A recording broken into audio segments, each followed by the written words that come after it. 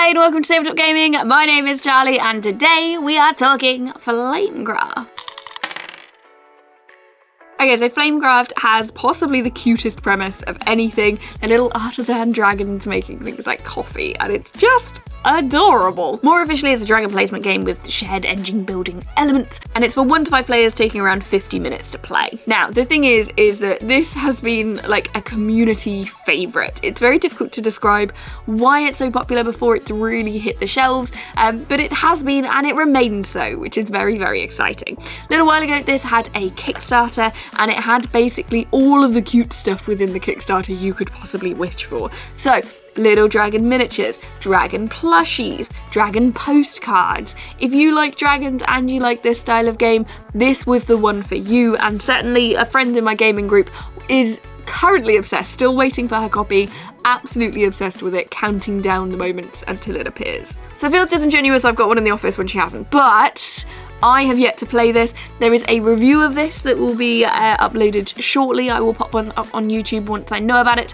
where our editor, Chris Eggett, has written one of these. Now, although it hasn't been one that I've seen yet, I know it did well because we're arranging a lunchtime game. So in future I'll be able to tell you a little bit more about it, but I thought we could have a look, like a first look, an idea of what's inside, what sort of stuff there is, because I know there are a lot of people very excited to get their hands on their copy. This will give you an idea of some of the stuff that's included, and for those that are going, ooh, should I get it now? Maybe later? Can I source a copy from somewhere?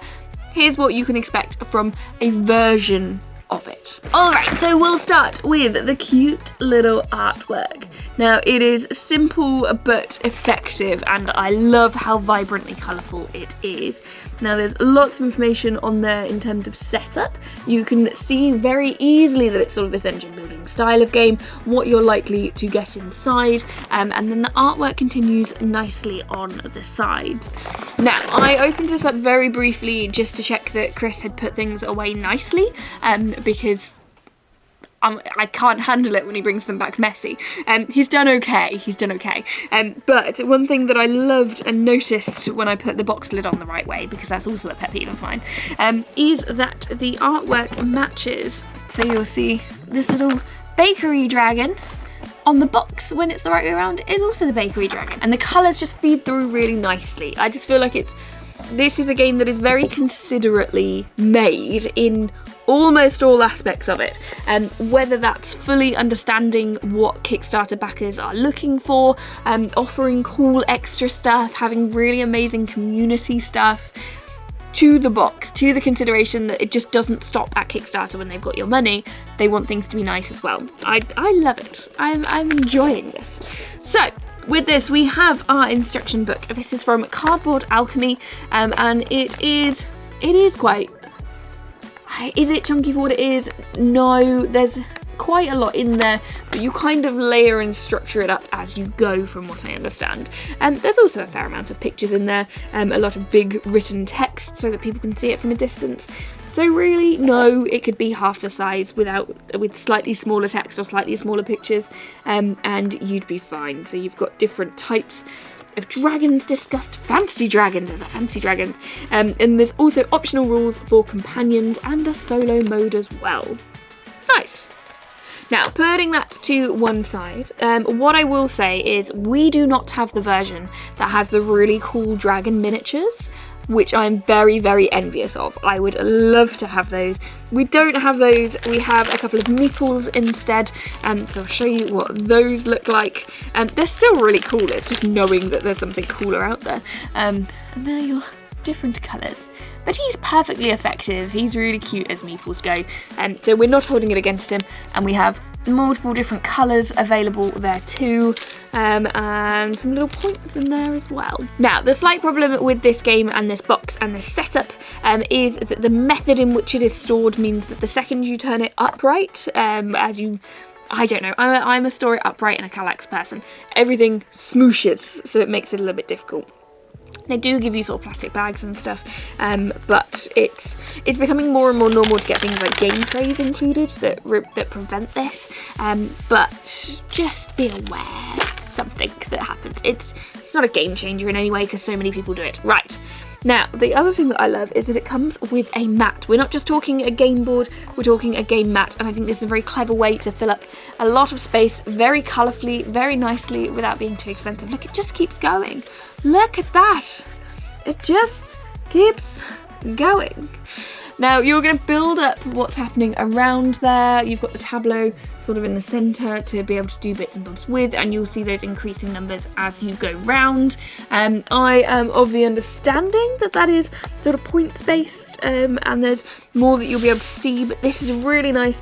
It reminds me a little bit like a table runner. You have your nice table for everyone to gather around. This is then easily reachable and visible by everyone, and nicely, because you're going to be putting cards down, the neoprene style of the mat means your cards aren't going to slip around too much either, which they can do on game boards, and also can be very difficult to pick up on game boards. Having a mat sort of negates all of that. And I think, again, this is me talking about like them being considerate, is that this feels like it's made by gamers, and not every game does. Some games are made and they just follow a certain format, and that's how it is, there's no changes. Some of them go, no, I can make this better, and I like that that's what this has done. Now, as for cards, these have been sort of slightly haphazardly returned to the box.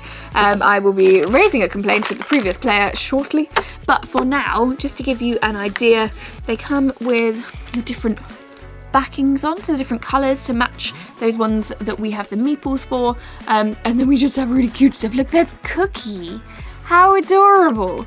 And then in slightly different we have Rusty, and they're just really beautifully artworked. There's some really cool stuff in there. They look like you have different token availability. So these are Potato and Moonbeam, but you'll see that one has sort of a stake at the top and one has a diamond, and then they each have a different ability at the bottom. So presumably you'll sort of play in the best way possible to gain as much as you can from what's available to you, to be able to reap the rewards of doing so. I may have spoken too soon about those being related to the dragon colours. I don't think that's necessarily the case now, because we've also got ones of different colours, which is what gave me the idea, but they do different things. So these are probably power-ups or abilities or things you're going to try and meet in order to meet scoring conditions. We've also got a purple version, which does something slightly different, and they have those same sort of tokens across the top. So there's that stake again in the top corner of that one. So as it goes in terms of engine building, there's usually certain features. That's something that's pretty common to see. Now, what else have we got? We have so many tokens. That's just me trying to grab a handful, but the box is full of tokens, all of them loose. We could probably use a bag for this, let's be honest. And most of them follow that exact same. There's the stake, you see what I mean? And we've also got some other ones. These look more medallion-y. Maybe these are rewards for something because they look really cool, so that would make sense. We have more cards. These are a little bit closer to the original ones. We have Gold Rush. Gain 5 hearts if your total diamond matches open coin slots. That's pretty cool. That's got a nice little back on there, and we've got quite a few of those as well. Before finally, and actually, do you know what? Actually, I will show you. I presume these are what we should have used to put them away. Honestly, I just can't get the stuff. I'm joking, of course. You can see how many tokens we're talking about and how difficult it is when you put it upright for them to all stay in one space. But it's quite nice that you've got the different sections available to you, and the fact that that tiny little bottom one, which is where the mat lives, has a little imprint of that sort of pathway system, so you can see that that goes in there really clearly. Very nice. So with that then, the last stuff is this stack of cards, sort of bigger even than tarot sized maybe, and we have sort of ideas.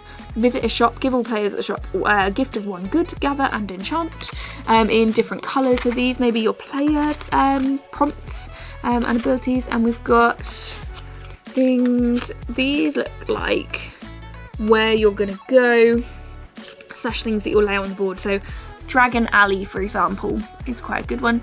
Does it make me think of Diagon Alley? Absolutely it does. Is that what it is? Absolutely not. We've got a pizza coven. Don't forget about the pizza dragons. So there you're going to be your different ways of picking stuff up. Now there are lots of these, and they do seem to just keep going. Let's look at this stack here. These are slightly different colours, we'll look at that in a mo. But it just keeps going A, with that beautiful artwork, B, with different types as well, and these will be what you're adding things to. So lots of variability in a good way. I can't see you getting through all of these in one game, considering one game is about an hour. I think you're more likely to play it and then want to play it again. I think that's how it's going to work. Now, the last of the cards, I don't know why. These are, so all of the ones I showed you previously have this backing on them. So that's our funky boosters. And they have this backing. Some of them are white backed. I don't know why. Sometimes that's because they're solo mode. Sometimes that's because they're ones that you have to have in every game. I don't know. But they are suitably adorable. Look at that Hello Nursery and that little like forest dragon helping in the little flower shop. It's just adorable. Honestly, you have to have a Hearthstone not to love this. I'm very, very excited. And I think it's something that appeals to a slightly different side of gaming, I think, that I quite like. These sorts of engine building style games tend to be quite dry topics, tend to be quite like war related topics or industrial related topics. And this is taking that and going, hey, yeah, but we can make it about dragons. And I love that. I think that it sort of opens the floodgates for other cool things to be available to people that mean that we could see some really cool topics coming out of this. We could also see more Kickstarters that include things like dragon plushies and dragon badges and pins and all sorts of wonderful things that I get very excited about. I love these things. I know my colleague will occasionally refer to them as the generic tat, but I don't think that's the case. Sometimes it's nice just to show that you're excited about stuff and to have that ability to show it off with things like badges and cool stuff. It's got a neoprene mat, for goodness sake, how nice is that? Anyway, this has been a first look. So this is just taking an idea of what it's roughly about, what's inside, how nice it is, whether we're excited about it, whether it looks a bit naff, whether we have concerns. And I'm very excited. I can't wait to play this properly. We're gonna have a lunchtime game so that I can see what it's like. And hopefully when my friend gets her copy, I can nab her for a game as well. However, as I said, a review has been written for this by Chris. It will be going into a future magazine, and I will also try and get it onto YouTube as well, so that you can have a listen to what we think in terms of our actual thoughts on it, on gameplay, and whether it hits the marks that we're hoping it's going to. I'm really excited. I hope this does well. Please let me know in the comments, have you received your copy if you backed? Are you excited about this? Are you tempted to back it yourself? And is this the kind of thing that appeals to you? I would love to hear more. And if you enjoyed this video, don't forget to like and subscribe. I look forward to hearing from you. Have a wonderful day and see you soon.